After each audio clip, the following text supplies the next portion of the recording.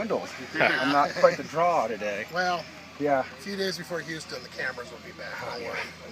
Well, I thought it was just another really good practice for us. I thought they competed well. They fought through it again. We made progress. The tempo was excellent. The intensity was good.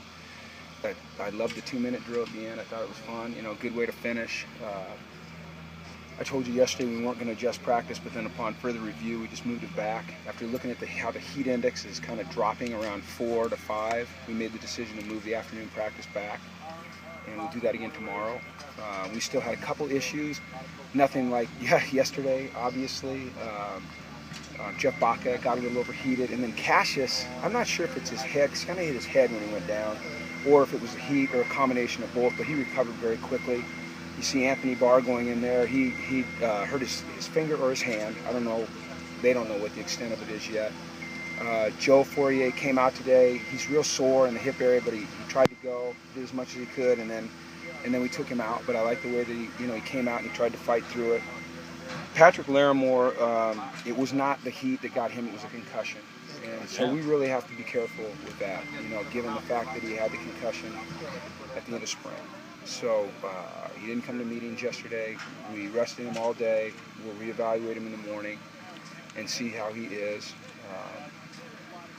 And then Trey Hale, Simon Goins, Brett Downey, and Jordan, we kept them all inside today. They're all big guys. Jordan's real lean, trying to get him completely recovered so they'll be ready to go tomorrow. But all of them recovered real well. They were all in meetings last night. They all felt a lot better. But once again, we're just going to be careful. And Malcolm was fine, and then he woke up this morning in his groin. He feels like he's got a mild groin strain. So I'm hopeful that he'll be back out here tomorrow. But if not, it shouldn't be more than a day. Did any of those guys have to go to the ER? No. You're treating them with IVs when they come off? Yeah, what we do is we get them in the cool down tub immediately, check their temperature to make sure that it's moving in the right direction, and then we take them into the training room and we get them on IVs, and they drink fluids, and they monitor them until they're back to normal, until they've had enough fluids where they're, I don't mean to be crass, but where they're urinating, and our doctors have done an excellent job. We had 2 doctors up here yesterday. They were a little overwhelmed, but they did a heck of a job, and we followed our protocol, and it works. So look, there's no doubt this is a tough environment to practice in, but I don't want to discount that, but I mean the bottom line is that we have to adjust to it because we have to play it on August 30th. So and that's not the only reason we're doing it, but that is it's a good reason.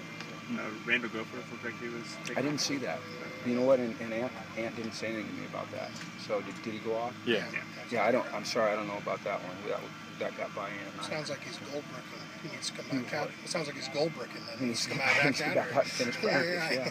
So what about Dalton? Yeah, Hilliard. Okay. Yeah. You know what? I'm sorry. I left Dalton off. Dalton was fine, and then this morning lifting, he got a little lightheaded, and. Dalton is the kind of guy that if you don't pull him, he's never going to pull himself. He never lets you know anything's wrong with him. So we just pulled him, But we're getting great work. I'm very satisfied with the camp so far. I love the setting. I love the attitude of the players. I love the work we're getting done. It's been really a positive experience. You seemed a little upset with the coaching staff today. Every once in a while you got to get people going. That's my job. So. What was it that you were upset with? Well, I just believe firmly that the players are gonna raise up to the level that the coaches demand of them, and I don't have much sympathy for people that don't operate at a high standard all the time, and that's what we're getting paid and paid well to do. And so if we're not doing it, then it's my responsibility to make sure that we get back to it. So I just felt like it needed to be addressed. So. Sometimes I forget we're out here in public and that you're lurking. We have never, ever lurked. You look over here, you'll see us. You guys have been paying pretty close attention. I was hoping you'd go over there and find some shade. We're going to set your tent up way over there. Just make me bring the telescope. Yeah. No, but you know what? The team reacted. The players or the coaches reacted. It's just part of the deal, I mean, it's hard. It's hard to come out here every day and operate at a high level. I mean, it's hard. Not everyone can do it, but it's our job. And that's what we get paid to do, and so that's what we have to do. Do you anticipate moving practice back again tomorrow? Yeah, I already said that earlier. We're going to do the same thing. Again, okay. Yeah, it'll be at 4 again tomorrow. I liked it at 4. Will it be that way for the rest of the camp, you think? Or I don't know. You know, once we get into 2-a-days, we go at 8:30 and 5. Yeah. And so that's, you know, really good for us. We'll just see how it goes. Sure. See how it goes. I'll give you plenty of warning, though. You're, I mean, you guys aren't in full pads yet or anything like that. But were you somewhat impressed with Brett's handling that 2-minute offense? It seemed to move pretty crisply. Yeah, you know, Brett, he's just kind of unflappable. You know, when he comes over to the sideline and you're talking about situations with him, because that's what you're trying to do in those drills is create situations, you know, cause problems that they have to solve.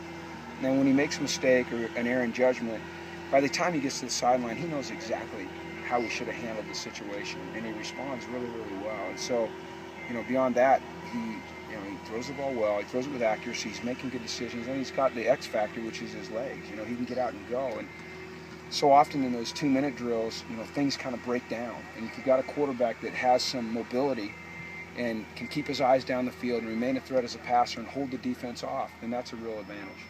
We took the replay upstairs. Franklin was in. It was a touchdown. Was he? Yeah. Well, I hear, okay, and he might have been, but once again, I was trying to create a situation there where that was a first down. And so I wanted to be down, so we had to get up, first down, and clock it. And I wanted him instead of, you see how he ran back into the backfield? First of all, I shouldn't argue with the official. He was me at the time. And second of all, instead of running into the backfield, he should have just got on the other side of the line of scrimmage so we could clock it real fast. The second thing we went to the Pac-12 and delay a game is not a 20-yard Did you penalty. go to the NFL? So the 20-yard penalty? Yeah, 20-yard. Squeaked it through. Yeah. I thought that was. We should go to the replacement. So refs that's at 2 the NFL. strikes, and you're like 1 from being banned from doing Pac-12 games. I know. I thought that was because I said so. I could probably get in the lingerie league. Yeah. I read today where one of the guys that did the game on the Hall of Fame game was fired from the lingerie league. Yeah.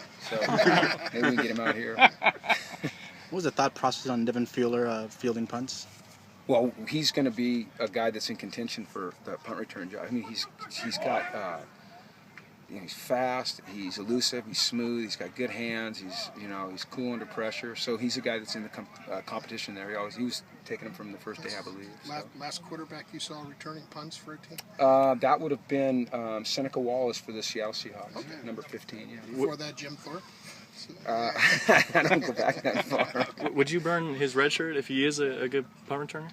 It would depend on what our other options were at that position. You know, I think if he was just head and shoulders above everybody else, and he was going to get 50 touches a year, or 50 touches this year on punt returns, or maybe more, then it might be worth it. But if it was close between him and somebody else, then I don't think it would be worth it. So this is maybe just building for the future kind of thing? Maybe, but I mean, Devin's a really good athlete, and he's really good with the ball in his hands. So he is a quarterback, and he'll remain a quarterback, and he's going to be a really good quarterback. But the objective here is to get the ball to our playmakers as much as we can and in any way we can. So, but we have to be smart about that, obviously. What did you think about him at kickoff return as well?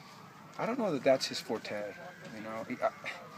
I think you take bigger hits on kickoff returns, than you do on punt returns. So I think that I'm not sure I want our quarterback there returning kickoff, nor covering them like Tim.